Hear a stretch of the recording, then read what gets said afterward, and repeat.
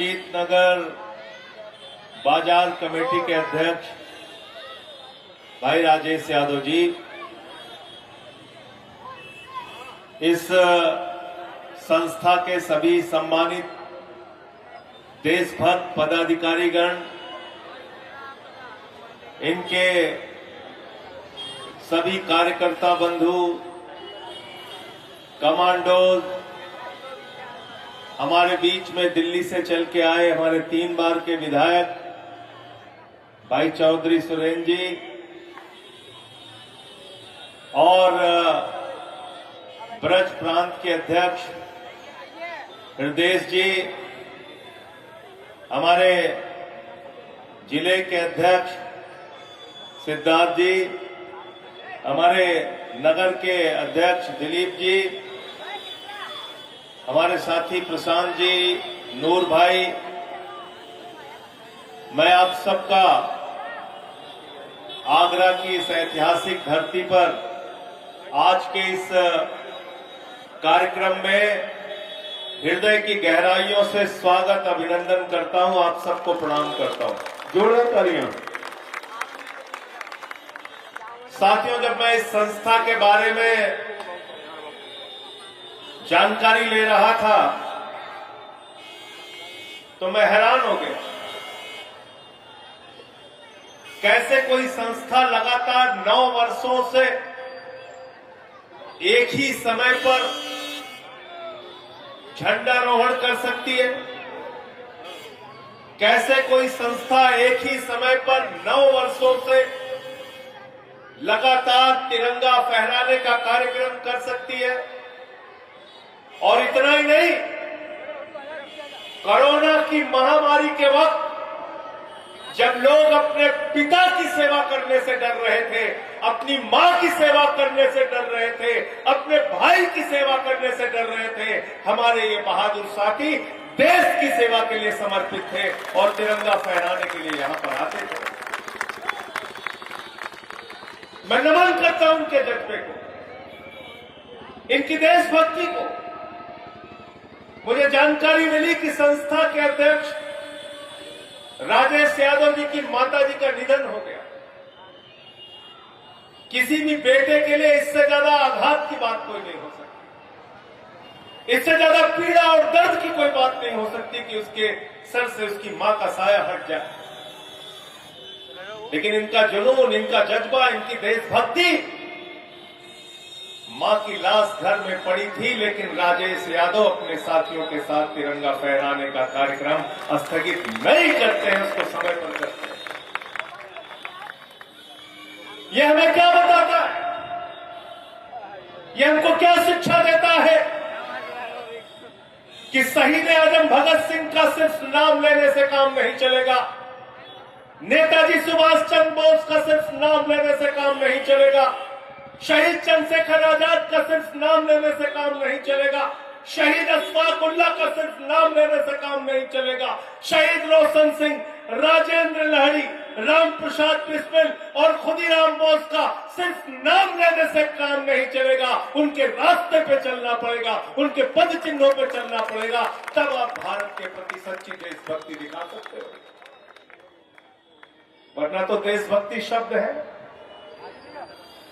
लगाते रहिए नारे, करते रहिए बातें, लेकिन यह समर्पण है कि आज सिर्फ आगरा नहीं, अंतर्राष्ट्रीय स्तर पे इस छोटे से बाजार में बनी कमेटी को 5 पुरस्कार, अंतर्राष्ट्रीय पुरस्कार मिला है। 5 पुरस्कार। जोरदार तालियां। और इस संस्था को, जिसको भाई राजेश यादव जी के नेतृत्व में चलाया जा रहा है, 5 राष्ट्रीय पुरस्कार मिला है और 120 अवार्ड अलग अलग संस्थाओं से इनको मिला है। इनका विश्व रिकॉर्ड है कि लगातार 9 वर्षों तक एक समय पर तिरंगा झंडा फहराना है। जोरदार तालियां। और इतना ही नहीं, आज तक कोई मेहमान दोबारा नहीं आया इनके यहां, झंडारोहण के लिए तो नहीं आया, आके लाइन में खड़ा हो सकता है, राष्ट्रगान कर सकता है, लेकिन झंडारोहण फैला करने का सौभाग्य इस स्थान पे किसी भी मेहमान को सिर्फ और सिर्फ एक बार मिलता है, और वो सौभाग्य आज मुझे प्राप्त हुआ है। मैं अपने आप को गौरवान्वित महसूस कर रहा हूं। जोरदार तालियां साथियों। तालियों के लिए बोलिए मत, अपने मन से उनको जब मन लगेगा तो मजा आएगा। तो मैं आपसे ये कहना चाहता हूं कि हमारे बीच राजेश यादव जैसे लोग और इनकी संस्था एक प्रेरणा का काम करते हैं, रास्ता दिखाने का, कैसे हम अपने देश के लिए काम करेंगे। जब हम ये तिरंगा फहराते हैं, हमारा तिरंगा जब आसमान में लहराता है, उसको जब हम देखते हैं अपने 3 रंग को, उसके बीच के चक्र को, तो हमारा सीना गर्व से चौड़ा हो जाता है। उस तिरंगे के लिए हमारे वीर सपूतों ने अपनी कुर्बानी दी। इस तिरंगे के लिए लाखों नौजवानों ने अपने प्राणों की आहुति दी और फांसी के फंदे को चूमा, तब ये मुल्क आजाद हुआ है। ऐसे आसानी से हमको आजादी नहीं मिली, आजादी बचाने की, आजादी दिलाने के लिए तो लोगों ने काला पानी बर्दाश्त किया, आजादी दिलाने के लिए तो फांसी के फंदे को चूमा। करोड़ों लोग आजादी में सांस ले सके इसलिए अपने प्राणों की आहुति दी। लेकिन उस आजादी को बचाने की जिम्मेदारी किसके ऊपर है? किसके ऊपर है? किसके ऊपर है? जोर से बोलिए, जोर से बोलिए, भारत माता की। तो आजादी बचाने के लिए क्या करना पड़ेगा? 24 घंटे घूमने, सोने और अपने परिवार का पालन पोषण करने से आजादी बच जाएगी क्या? बच जाएगी?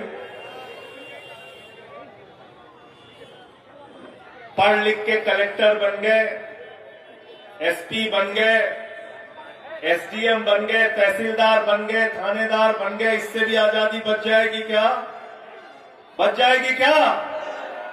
आजादी बचाने के लिए आज इस स्थान से एक संकल्प लेके जाना, 24 घंटे में 23 घंटे परिवार के लिए और 1 घंटे हिंदुस्तान के लिए। भारत माता की, भारत माता की।